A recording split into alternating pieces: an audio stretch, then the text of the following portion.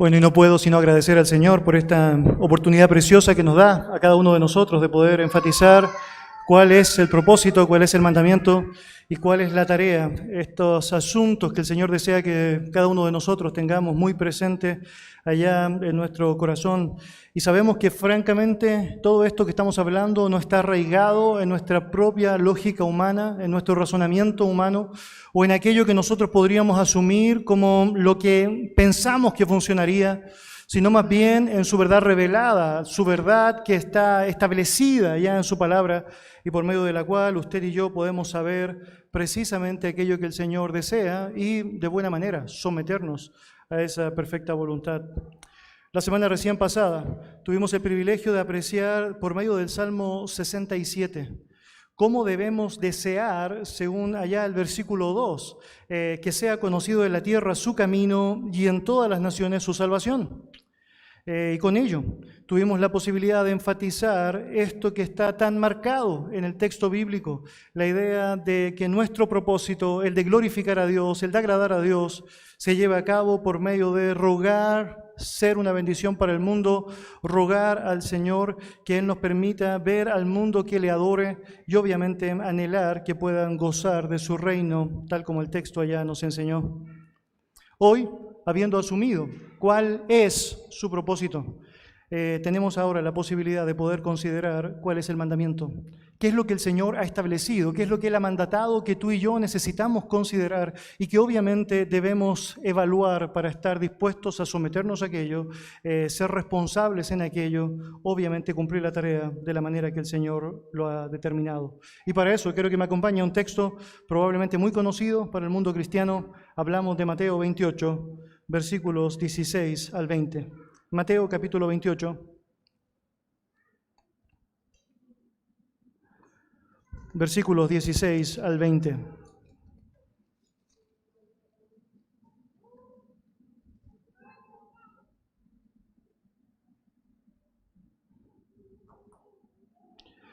Mateo capítulo 28, versículos 16 al 20. La palabra del Señor dice así: Pero los 11 discípulos se fueron a Galilea, al monte donde Jesús les había ordenado. Y cuando le vieron, le adoraron, pero algunos dudaban. Y Jesús se acercó y les habló diciendo: Toda potestad me es dada en el cielo y en la tierra. Por tanto, id y haced discípulos a todas las naciones, bautizándolos en el nombre del Padre y del Hijo y del Espíritu Santo, enseñándoles que guarden todas las cosas que os he mandado. Y aquí yo estoy con vosotros todos los días hasta el fin del mundo. Amén. Acompáñame en oración. Dios, te damos tantas gracias por darnos esta instancia para abrir tu palabra, Señor. Abrimos vida, Padre, tal como tú mismo lo has descrito. Y somos tan bendecidos, Señor, por aquello, porque sabemos que tú nos estás alumbrando, tú estás enseñándonos, tú nos estás permitiendo conocer lo que es necesario. Y, Señor, también sabemos de manera muy particular, tú estás mandatando aquello que nosotros debemos hacer para no solamente cumplir con este deseo genuino de cada creyente de agradar tu nombre, sino también para encontrar sentido al propósito de nuestra vida en medio de esta generación. Nosotros no debemos desestimar, y sabemos aquello, Señor, que nos has puesto en este mundo sin ser de este mundo, para que la luz, tal como hemos leído, que tú has puesto en nuestros corazones, Jesucristo mismo pueda ser comunicado. Y Señor, sabemos que si hubieses querido simplemente nos hubieses salvado y nos hubieses llevado a tu presencia, pero has permitido que estemos, Señor, en este lugar para que podamos cumplir con ese propósito precioso de ser embajadores tuyos. Señor, estamos en tiempos peligrosos, tu palabra lo ha determinado así, y sabemos que no hay nada mejor que poder apreciar cómo esa luz tuya en medio de las tinieblas resalta mucho más. Por lo tanto, ayúdanos a no temer, no callar, sino hablar, tal como le dijiste a Pablo, Señor, y estar disponibles para llevar adelante la tarea completa, no solo parte de la tarea que tú has determinado para tu iglesia. Gracias porque sabemos, preparas nuestros corazones, porque sabes que todos los que estamos acá y los que pueden estar allá siguiendo la transmisión debían escuchar precisamente esta porción. Y gracias, Señor, porque sabemos esa palabra que predicamos, esa palabra que profesamos, es una palabra que no llega vacía, que sabe hacer lo que sabe hacer. Gracias, bendito Dios, por darnos ese tremendo privilegio y ayúdeme para no estorbar lo que deseas comunicar a tu pueblo. En el nombre de Jesús. Amén. Amén.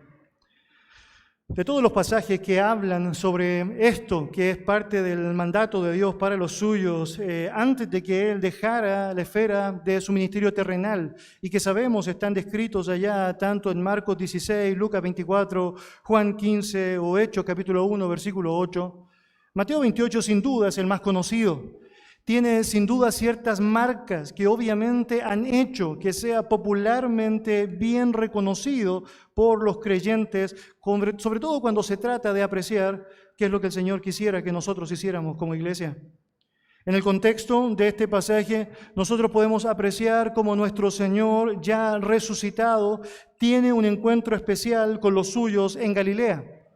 Y eso obviamente tiene un sentido muy profundo. El Señor, antes de ascender al cielo, desea dejar un mensaje importante en aquellos que iban a continuar con la obra del Evangelio. Por lo tanto, desea decírselos, desea apartar un tiempo especial para aquello. Si tú ves el texto, te darás cuenta que el foco está puesto en 11 discípulos que fueron a Galilea. Y sabrás aquello porque naturalmente ya hemos aprendido, Judas ha dejado, ha desertado, se ha suicidado, y 11 son los que han quedado allá. Obviamente, el texto no nos dice si más personas estaban allá. Algunas personas dicen el foco está puesto en los 11, y eso es evidente en el texto, pero probablemente hay muchos más que son parte de esta escena. Y de hecho, algunos comentaristas plantean que precisamente este encuentro en donde están los 11 como un foco central, pero hay muchos más, es el que Pablo cita en 1 Corintios 15, cuando señala que hubo más de 500 testigos que vieron al Cristo resucitado. Ahora, lo cierto es que estos 11 son parte del mensaje central, son parte de esta relación íntima que Jesús quiere establecer con ellos por medio de un mensaje que deseaba fuese muy claro para ellos, muy entendido para ellos. Y lo hace específicamente en una zona de Galilea, tal como señala el relato. Ahora, cuando tú y yo miramos el texto, nos damos cuenta que Jerusalén ha quedado fuera de esta lógica de encuentro y Galilea ha sido el lugar escogido. Los discípulos han escuchado lo que las mujeres que fueron a ver la tumba vacía escucharon de los ángeles. Los ángeles le dijeron, tienen que ir a Galilea, el Señor se va a encontrar allá con los suyos, se va a encontrar allá con los discípulos. Pero ellos antes incluso habían escuchado aquello porque el propio Señor se los había profetizado. De hecho, si está en su Biblia allá, retroceda al capítulo 26, por favor. Notará allá, versículo 31 y 32, que el texto dice lo siguiente. Entonces Jesús les dijo, todos vosotros os escandalizaréis de mí esta noche, porque escrito está, heriré al pastor y las ovejas del rebaño serán dispersadas. Pero después que haya resucitado, iré delante de vosotros a Galilea. Por lo tanto, ellos ya sabían. Llegaba a un lugar, había un punto de encuentro, había una escena que debían enfrentar. Esta era la escena con el Cristo resucitado, específicamente en Galilea. Ahora, es muy interesante porque Mateo 28 nos indica que hay un lugar particular dentro de Galilea que fue ese punto de encuentro llevado a cabo, en donde fue llevado a cabo. Y menciona un monte. De hecho, si lees otra vez, Mateo 28, dice, pero los 11, versículo 16, se fueron a Galilea, al monte donde Jesús les había ordenado. Y aunque no tenemos cierta o total claridad en cuanto a cuál era ese monte, bien pudiese ser el monte de la Transfiguración o el monte donde Jesucristo llevó su primer sermón al comienzo de su ministerio, es muy probable que esa frase, al monte donde Jesús los había ordenado, se refiere al lugar en donde Jesús les comisionó para que llevaran adelante el ministerio. Es decir, ese monte en Galilea en donde Él, según Mateo capítulo 10, dejó de llamarles discípulos para llamarles apóstoles, es decir, enviados con una tarea específica que debían llevar adelante. De ser así, y tiene sentido que sea así, esto sería muy emocionante. Pensar que en primer lugar el Señor les llamó en ese monte y luego ahora les está dando las últimas instrucciones para que ellos ahora sin Él, físicamente en la tierra, lleven adelante la tarea que se les ha encomendado, tiene sin duda mucho sentido, tiene sin duda mucha emoción involucrada. Si tú sigues allá en el relato, ahora en el versículo 17, notarás que hay una frase allá también bien llamativa. Dice el texto, y cuando le vieron, le adoraron, pero algunos dudaban. Y esta oración ha generado algunas interrogantes. La razón esencial de eso es porque se le da mucho énfasis a la parte del dudar y no a lo que realmente tiene la mayor importancia en el texto. Es el hecho de que le adoraron. De hecho, cuando tú miras el relato, te das cuenta que quienes ven a Jesús le adoran. Todos los que están ahí se están postrando en tierra, tal como es la descripción de esta palabra adoración. Todos están reconociendo quién es Jesús en ese contexto. Pero lo cierto es que aún en ese contexto de adoración hay algunos que están, es decir, dubitativos. Ahora, mis queridos, la debilidad, la duda no significa que la fe de alguien no sea necesariamente sincera. De hecho, si usted piensa que solo los 11 están ahí, bueno, ellos ya habían visto a Jesús antes, por lo tanto, no está en juego si creían o no que Él hubiese resucitado. Probablemente ellos están con la duda de saber, ¿es realmente Jesús el que viene ahí? ¿Es Él o es otro? ¿Es Él o es otro? Es porque no sabían el horario específico en donde se iban a encontrar con Él. Ahora, si hay más de 11 presentes en esta escena particular, bueno, mucho más claro el punto. Obviamente no le habían visto al Señor resucitado, por lo tanto es natural que ellos tengan dudas si realmente es o no es el Señor. El punto allá es que sin importar esa duda temporal que eventualmente ellos están enfrentando, decidieron adorarle. Y lo cierto es que todo se disipa, todo se aclara, todo se cierra de manera perfecta cuando Jesús, mucho más cerca de ellos, ahora les habla. Y precisamente eso es lo que tenemos allá en nuestro texto, como nuestro primer punto allá dentro de nuestro mensaje. Vamos a ver, en primer lugar, lo que es la gran declaración. Mire allá, versículo 18. Y Jesús se acercó y les habló, diciendo, toda potestad me es dada en el cielo y en la tierra. Jesús, note allá, se encuentra con ellos en este monte en Galilea. Usted podrá imaginar la escena. Ellos están allá en el monte, de pronto viene Jesús acercándose allá, llega muy cerquita de ellos, no hay distanciamiento social, no hay nada de eso, ¿o no? Y empieza ahora a decir algo que es increíble. Toda potestad me es dada en el cielo y en la tierra. Es una declaración francamente impresionante. Toda potestad, todo poder, todo dominio. Es una declaración de su soberanía universal ilimitada. Y mis queridos, cuando yo escribí esa frase, francamente se me hacía hasta difícil tratar de imaginarla, ¿o no? Una declaración de una soberanía universal ilimitada. Cuando mi mente finita no logra captar todo lo que puede estar involucrado allá, bueno, sabemos, todo eso está encerrado en el poder, la capacidad, el dominio de nuestro propio Señor Jesucristo. La palabra potestad significa autoridad, capacidad, poder, libertad. De hecho, las 102 veces que esta palabra aparece en el Nuevo Testamento se traduce de la misma manera: autoridad, capacidad, poder, libertad. Es que obviamente Jesucristo tenía todas aquellas condiciones para poder hacer todo aquello que estuviese propuesto de acuerdo a su perfecta voluntad. La palabra nos enseña que Cristo es poseedor de todo dominio, un dominio sorprendente, un dominio que según el texto bíblico le fue dado. De hecho dice, toda potestad me es dada.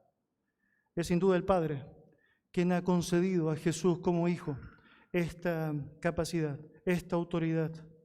Jesucristo ya había dicho en Mateo capítulo 11, versículo 17 o 27, todas las cosas me fueron entregadas por mi Padre. De hecho, antes de pasar a lo que sería su muerte en la cruz y luego de la cena pascual con sus discípulos, Juan capítulo 17 nos dice que Jesús lleva adelante una oración. Y en aquella oración, mira, observa lo que él señala. Estas cosas habló Jesús y levantando los ojos al cielo dijo, Padre, la hora ha llegado, glorifica a tu Hijo para que también tu Hijo te glorifique a ti. Note, como le has dado potestad sobre toda carne, para que dé vida eterna a todos los que le diste. Y esta es la vida eterna, que te conozcan a ti, el único Dios verdadero, y a Jesucristo, a quien has enviado.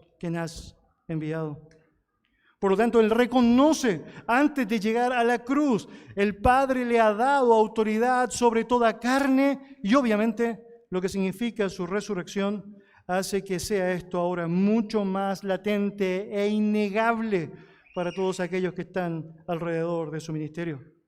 De hecho, la frase marcada en Mateo 28 es que Él tiene autoridad en el cielo y en la tierra, es decir, tiene una autoridad total. Él puede hacer absolutamente lo que desea en todo el contexto de la esfera conocida. Jesucristo es el Señor de todo. Queridos, absolutamente todo. ¿Recuerdas la profecía mesiánica del Salmo capítulo 8, versículo 6? Todo lo pusiste debajo de sus pies. Todo lo pusiste debajo de sus pies. Y nuestro Señor está allá manifestando esa autoridad y está diciéndole a los discípulos, toda esa autoridad me ha sido dada. Y los discípulos que estuvieron compartiendo con Él, queridos, milagros asombrosos, alimentaciones asombrosas, sanidades asombrosas, una enseñanza asombrosa y ahora como guinda de la torta, la resurrección asombrosa de parte de Él. No tienen dudas de que claramente tiene poder para hacer lo que desee, pero el punto es que necesitan escuchar esto para saber que lo que viene es tan importante que solo puede sostenerse en saber que lo está llevando adelante en el poder de aquel que tiene ese control, ese poder, esa autoridad ilimitada, soberana y universal junto a ti, junto a ti. Mis queridos, la autoridad de Cristo es una autoridad palpable. Los discípulos pudieron apreciar todo aquello y todo cuanto significaba, pero tú y yo, cada vez que estamos en esta vida llevando adelante la tarea de ser un cristiano, debemos saber, esa autoridad no ha quedado despreciada, no ha sido desechada, esa autoridad sigue estando allá. Y cuando usted y yo tenemos la oportunidad de poder comunicarle a otras personas el Evangelio de Jesucristo, con todo lo que está rondando sobre nuestras cabezas, con todo el miedo, el temor, la vergüenza, la decepción, la intriga, la curiosidad o el egoísmo que de pronto podría surgir, bien nos haría recordar que estamos hablando en representación de quien tiene el poder sobre todo. Cuando tú y yo pensamos que debemos acercarnos a alguien a hablar del Evangelio, a alguien que estamos absolutamente convencidos que no va a estar dispuesto a escuchar absolutamente nada, nos ayuda a saber que hemos sido comisionados para esa tarea por medio de aquel que tiene todo el poder sobre el cielo y sobre la tierra para hacer lo que francamente Él ha determinado. Mis queridos, realizar lo que realizamos como iglesia, llevar adelante el propósito precioso de la comunicación del Evangelio, las buenas nuevas de salvación, el desarrollo de las personas en santificación para con Dios. Es algo que nosotros hacemos en el nombre de aquel que tiene poder desde el siglo y hasta el siglo, poder eterno, poder glorioso, poder inmenso, inmenso. A partir de ese relato, a partir de esa tremenda declaración, ahora el Señor Jesucristo llevará adelante a los suyos lo que es esta gran comisión, esta gran comisión. Si usted me acompaña ya a versículos 19 y 20, la palabra del Señor dice, por tanto, id y haced discípulos a todas las naciones, bautizándolos en el nombre del Padre y del Hijo y del Espíritu Santo, enseñándoles que guarden todas las cosas que os he mandado. Mire, literalmente allá en el griego, la frase inicial es la siguiente: id o yendo, por lo tanto, haced discípulos. De hecho, el énfasis de toda esa porción está en esa frase que en el griego es solo una palabra y que se traduce para nosotros en esta frase, ¿no? Haced discípulos, haced discípulos. Es esta la meta, la tarea, es el mandato que los creyentes tenemos que llevar adelante. De este verbo se desprende una demanda divina que implica una acción continua. Debemos estar haciendo discípulos. No es solo vivir de los recuerdos del pasado en donde yo hice un discípulo en un momento específico, sino que debo estar haciendo discípulos y por otro lado entender que ese discipulado involucra un proceso que es mucho más largo de lo que muchas veces usted y yo pudiésemos imaginar. En el mundo en el que nos encontramos hemos limitado el hacer discípulos a 7, 6, 5, 8, 13 lecciones de material, en donde las personas pueden citar un versículo cada semana y pueden aprender algo nuevo que pensamos puede ser tremendamente instructivo para sus vidas. Y lo es. Pero cuando miramos el énfasis bíblico allá, nos damos cuenta que esto va mucho más allá de lo que usted y yo podemos limitar, de lo que usted y yo podemos imaginar.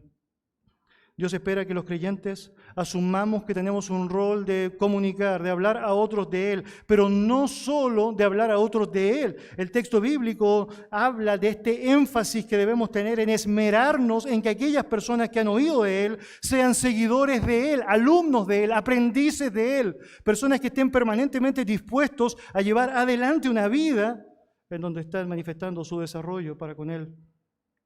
A lo largo de la historia, este término discípulo ha sido utilizado no solo en el contexto, es decir, escritural o bíblico, ha sido utilizado también en el contexto secular. De hecho, la cultura griega es muy conocida por esta idea de discipuladores o enseñadores, maestros y alumnos que estaban llevando adelante la tarea de aprender de alguien que antes había aprendido de otro para llevar adelante esta tarea de propagación, en donde no solamente había información asumida, sino que una vida asumida como tal. De hecho, si miras la historia griega, conocerás o habrás escuchado seguramente de Sócrates. Sócrates, que fue considerado como el pensador más grande de toda la historia griega, pero que no dudó en reconocer que él había sido un discípulo de Homero, alguien a quien él denominó el maestro supremo de la antigua Grecia. Estoy hablando de Homero de Grecia, por si acaso. Sócrates, naturalmente, tuvo su propio estudiante. Dentro de sus estudiantes, el más, es decir, principal o no, el discípulo principal, fue Platón. Platón también tuvo su grupo de estudiantes. Dentro del principal de estos estudiantes tenemos a Aristóteles. Y Aristóteles también tuvo su grupo de estudiantes. El principal de ellos se llamó Alejandro Magno. Y es muy interesante porque tú conoces la historia y no puedes desprender la importancia que tienen precisamente estos hombres. Homero, Sócrates, Platón, Aristóteles y Alejandro Magno. De hecho, no puedes conocer la historia antigua si descartas la existencia de estos hombres en particular. Ellos profesando, sin Cristo, sin Dios, sin ley, conceptos que querían enseñar a otros, conceptos filosóficos que querían impartir a otros, creencias que tenían cierto valor humano, que hicieron ciertos logros humanos, que hacen que estos hombres sean reconocidos en el mundo como grandes pensadores o como, grandes guerreros militares, pero que lo cierto, no hicieron algo que Dios dijo que sí hicieron los verdaderos discípulos cristianos, y esto es trastornar el mundo entero, trastornar el mundo entero. Mire, por más importante que fue la influencia que estos hombres tuvieron, la verdad que ellos profesaron es una verdad que tendrá cierto valor en conocimiento intelectual, pero no penetrará el corazón de alguien para animarle a considerar la vida eterna. Cuando hablamos de la realidad del discipulado bíblico, estamos hablando de algo que requiere de una disposición activa, no solamente a decirle a alguien que necesita de un Salvador, sino decirle a esa persona todo lo que requiere para poder crecer, para conformarse a la imagen de ese Salvador. Y obviamente con ello poder disfrutar no solo de una relación temporal que pasa, sino más bien de una relación eterna en los cielos, por los siglos de los siglos, por los siglos de los siglos. Cuando vas a la historia de Cristo, ves cómo Él llamó a sus hombres. Él llama a hombres específicos y Él obviamente les entrena. Él imparte vida a los suyos por medio de comunicarles la verdad y Él está disponible para poder hacer todo lo necesario para que estos aprendices ahora puedan ser comunicadores de esa verdad a otros. Estos siervos del Señor ahora animando a otros a ser siervos del Señor. Recordará usted que todo esto está supeditado a esta declaración en donde Él dice que tiene toda potestad sobre el cielo y sobre la tierra. Por lo tanto, es algo que es demandado conforme a su autoridad. No puedes simplemente desatenderlo. Debes estar dispuesto a disfrutarlo, a llevarlo a cabo, a apreciarlo. El discipulado en el sentido bíblico, mis queridos, involucra un caminar con el Maestro, aprender de sus palabras, pero es mucho más que eso. Involucra someterse a su señorío. Es reconocer que Él es el Señor sobre todo. Por lo tanto, lo que me corresponde hacer es estar dispuesto a obedecerle sobre todo. Cuando predicamos un evangelio en donde simplemente mencionamos la existencia de un Salvador que te ama tanto y que simplemente te va a liberar de tus problemas para ahora darte el cielo porque realmente lo mereces, francamente hemos eludido la importancia de reconocer que Él es el Señor y que como Señor merece nuestra obediencia, como Señor demanda nuestra sumisión. Y si alguien no está dispuesto a obedecerle, francamente, esa persona no ha iniciado ningún proceso de ser discípulo de Él. Algo que francamente usted y yo debemos asimilar. Hay tres directrices o tres participios en el griego que son utilizados para mostrarnos cómo se lleva adelante esta tarea de hacer discípulos. Y bueno, tú notarás allá lo que el texto está señalando. En primer lugar, él dice id, muy interesante ese término allá, o la traducción literal que sería yendo. Dios asume que mientras tú vas caminando, mientras tú te vas moviendo, mientras tú estás llevando allá adelante tu vida, estás pensando en este propósito de ser discípulos. Y es muy interesante. Dios asume que como creyentes vamos a hacerlo, vamos a estar yendo, vamos a estar de un lugar a otro moviéndonos. Notará allá cómo el énfasis principal está en hacer discípulos, por lo tanto Dios está poniendo allá un foco bien marcado. Él espera que salgamos de este estado de comodidad, no está diciendo venid como una convocatoria hacia los otros, sino que está diciendo id, porque debemos estar dispuestos a llevar adelante esa tarea. Ahora notarás que el alcance es bien grande. De hecho, dice que debemos ir, dice el texto bíblico allá, y hacer discípulos a todas las naciones. Y con eso algo que cambió lo que había sido el foco inicial que Jesucristo había tenido con los discípulos. Recordará que en Mateo capítulo 10, Él les dijo que debían ir a los perdidos de la casa de Israel. En primer lugar, el foco de su ministerio era solamente judío, exclusivamente judío. Pero ahora hay una gran diferencia. La diferencia es a todas las naciones. A todas las naciones. Es decir, Dios desea que su mensaje sea conocido por todos, por todos, por todos. Cuando miras otra vez el relato, te das cuenta que el propósito inicial de nuestro Señor es que estemos dispuestos a convertir ese mensaje, un mensaje que sabemos, Pablo lo asimiló muy bien. Él señaló allá en Romanos capítulo 1, versículo 16, porque no me avergüenzo del Evangelio. ¿Por qué? Porque es poder de Dios, otra vez, es poder del poderoso. Esta es la idea ya, para salvación a todo el que cree, al judío, sin duda, primeramente, pero también al griego,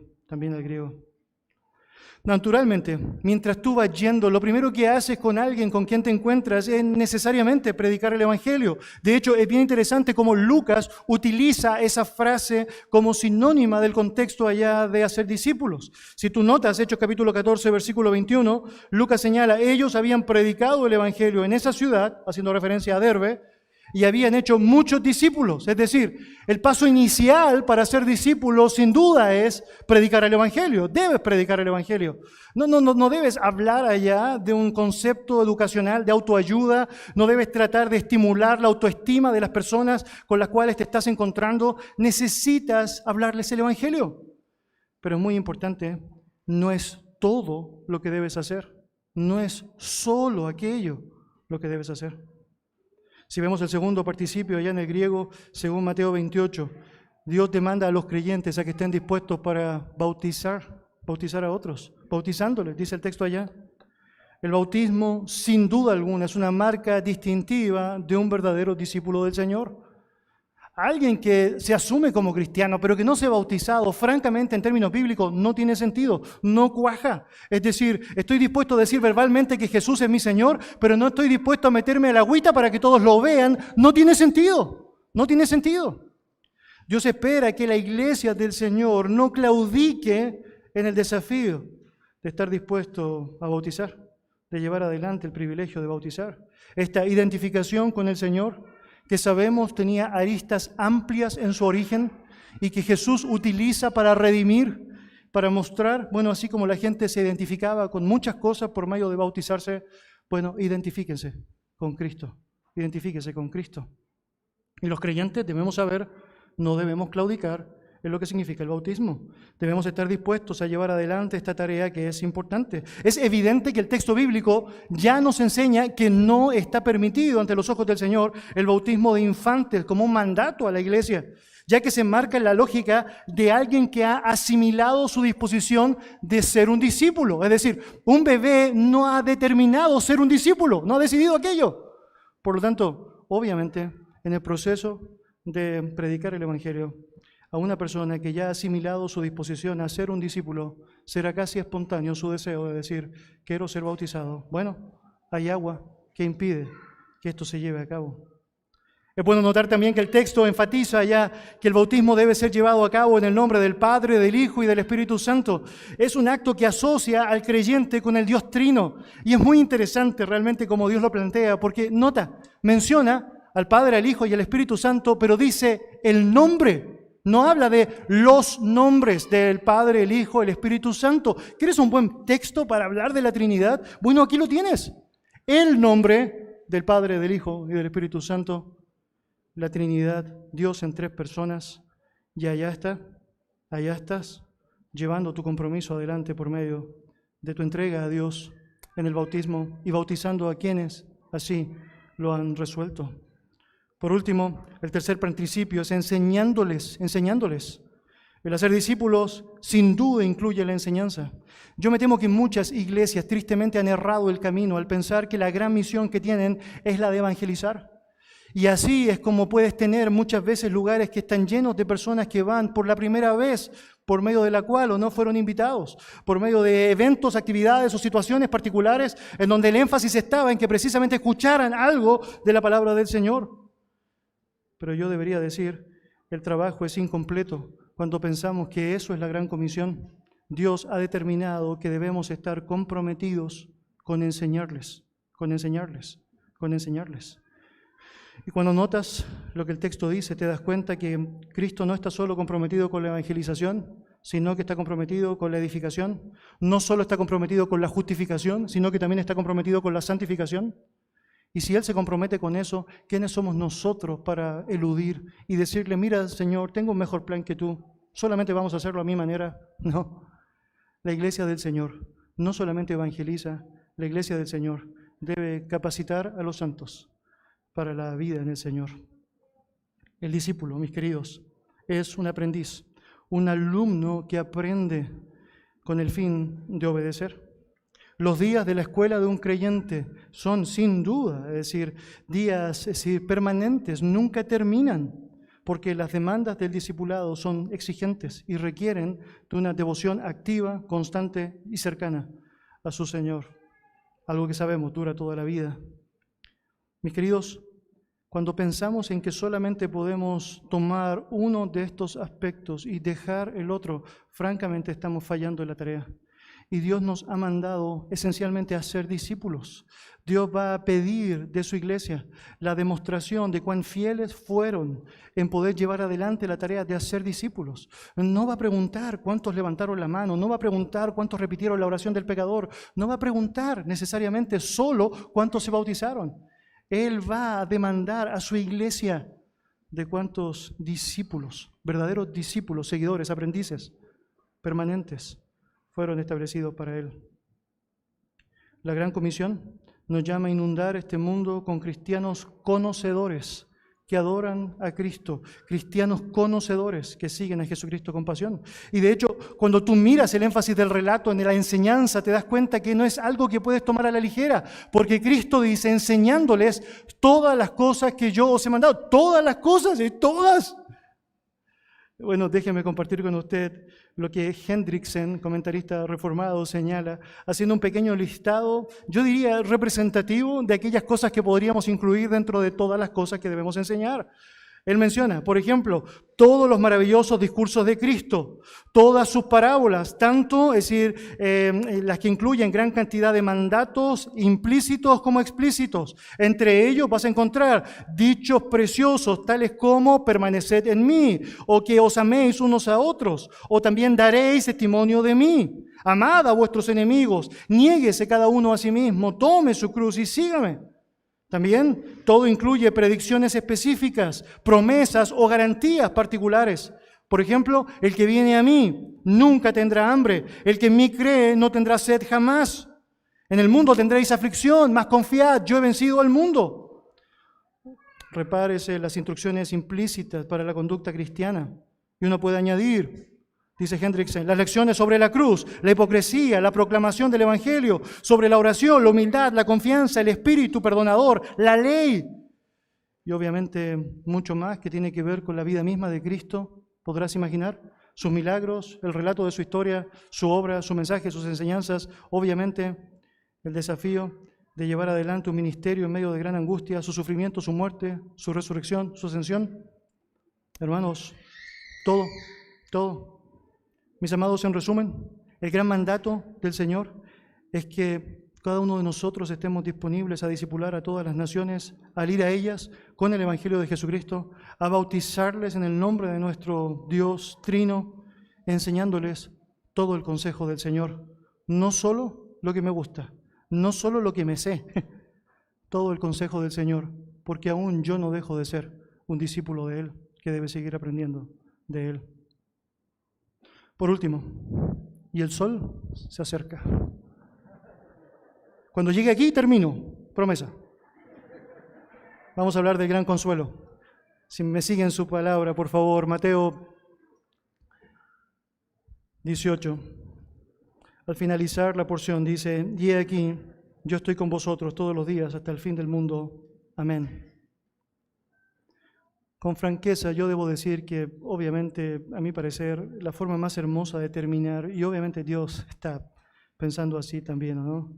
Es esta. Él deja una esperanza a los suyos en la cual se pueden sostener.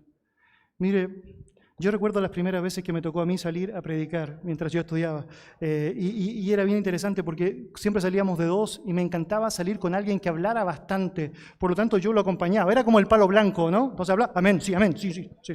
Y él le predicaba, sí. Y yo trataba de buscar a las personas que lo hicieran mejor porque francamente yo no me sentía capacitado o dispuesto para enfrentar una conversación cara a cara con otra persona. Es decir, temblaba de lo que significaba llevar a cabo aquello. Debería decir con franqueza que cualquier excusa que yo pudiese poner para hacer lo que hacía era injustificable ante los ojos del Señor y absolutamente impropia ante su nombre.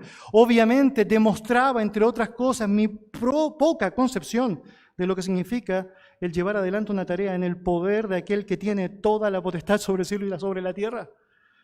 Pero debería decir algo que va mucho más allá de eso. Si tú y yo pudiésemos realmente captar la idea de que cada vez que tú y yo estamos hablando con alguien, estamos hablando al lado de aquella persona que dijo que iba a estar con nosotros todos los días hasta el fin del mundo, yo creo eso podría cambiar. Si realmente tuviésemos una noción cierta de que el Señor está al lado nuestro, imagínelo usted, Él allá al lado suyo y usted ahora compartiendo con otro. Lo que usted quisiera hacer o no es quedar sumamente bien parado frente a su Señor o no. Mira, Señor, cómo lo hago. Observa, ¿no? Yo diría, no es muy diferente a eso. Y muchas veces deberíamos decir con franqueza, no estamos asimilando esa tremenda realidad que el Señor ha establecido en su palabra. Mis queridos, Él no solamente envía a los suyos a llevar adelante la tarea de hacer discípulos, Él va con los suyos a cumplir esa tarea. Acompáñame en su Biblia, por favor, al libro de Hechos, capítulo 26. Hechos, capítulo 26.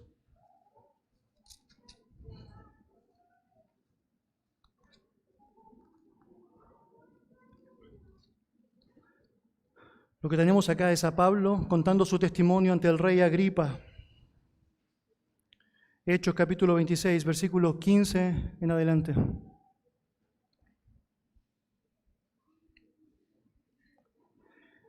Él empieza a compartir cómo había sido su encuentro con el Señor. Recordará usted, antes perseguidor de la iglesia, Pablo ahora camino a perseguir y obviamente eliminar cristianos. Él tiene este encuentro con el Señor y lo cita allá. Mire, versículo 15, dice: entonces dije, ¿quién eres, Señor? Y el Señor dijo, yo soy Jesús, a quien tú persigues.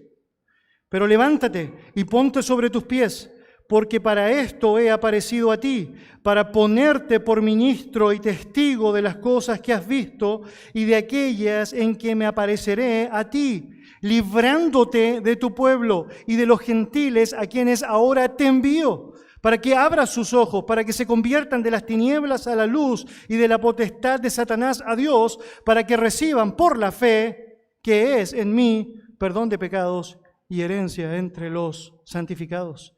Y quiero hacerte pensar en todas estas declaraciones en donde el Señor Jesús se está haciendo parte específica de esto. Él está diciendo en el verso 16, Por esto me he aparecido a ti, para ponerte en el ministerio y testigo de las cosas que has visto y de aquellas en que me apareceré a ti, note, librándote de tu pueblo y de los gentiles, a quienes ahora te envío.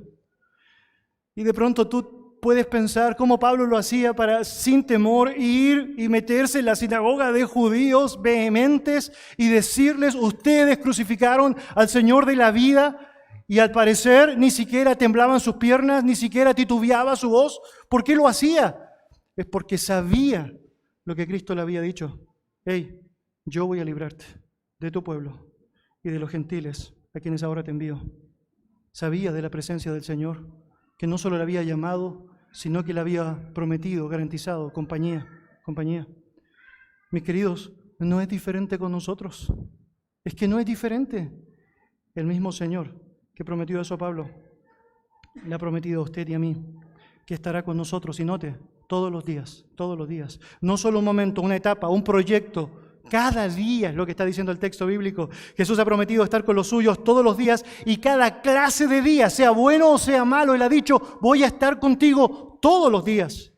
Jesús ha prometido estar con los suyos todos los días, en días de conflicto, días de triunfo, días de llanto, días de gozo, días de salud, días de enfermedad, todos los días. Y señala también hasta el fin del mundo, es decir, no hay un límite, no es temporal, no es momentáneo, su promesa es hasta el fin. Mis queridos, como decía el salmista, aunque ande en valle de sombra o de muerte, no temeré mal alguno. ¿Por qué? Porque tú estarás conmigo. Como dijo el autor de los Hebreos en el capítulo 13, versículo 5, contento con lo que tenéis ahora, porque Él dijo, no te dejaré ni te desampararé. Es maravilloso notar cómo el Señor se encarga de sostener lo que tú y yo debemos hacer en su poder, no en nuestro poder. Es maravilloso pensar cómo Él se ha encargado de decir lo que debemos hacer y cómo lo debemos hacer. Y es maravilloso notar cómo el Señor termina diciendo lo que tenemos que hacer, prometiendo que estará con nosotros.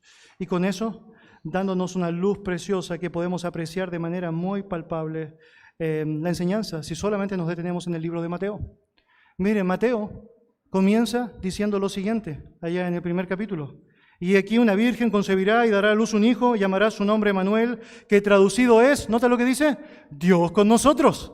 Luego llegas allá, avanzando en el libro de Mateo, al capítulo 18, versículo 20, y leerás a nuestro Señor diciendo, porque donde hay 2 o 3 congregados en mi nombre, allí estoy yo en medio de ellos. Y termina precisamente Mateo, capítulo 28, versículo 20, diciendo, he aquí, yo estoy con vosotros todos los días hasta el fin del mundo. Amén.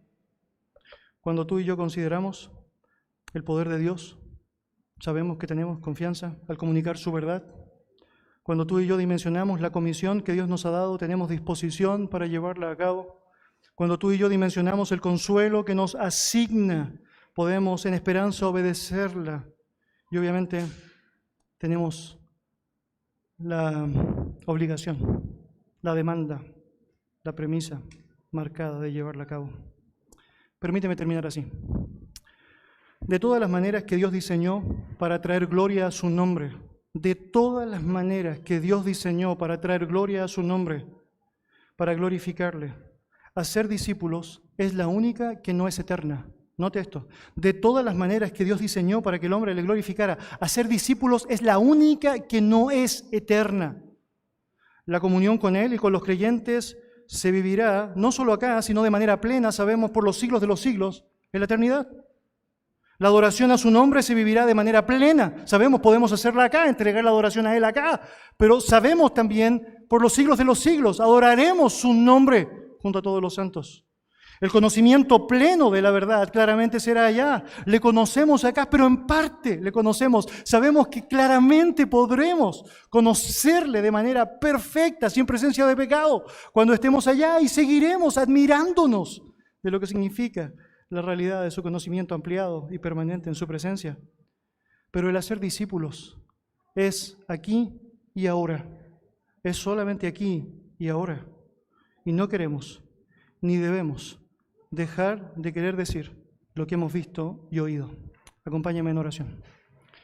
Señor, te damos muchas gracias por darnos la oportunidad de tener tu santa palabra. Somos bendecidos por ella, Señor, alentados por ella, Señor, estimulados y desafiados, Señor, por medio de ella.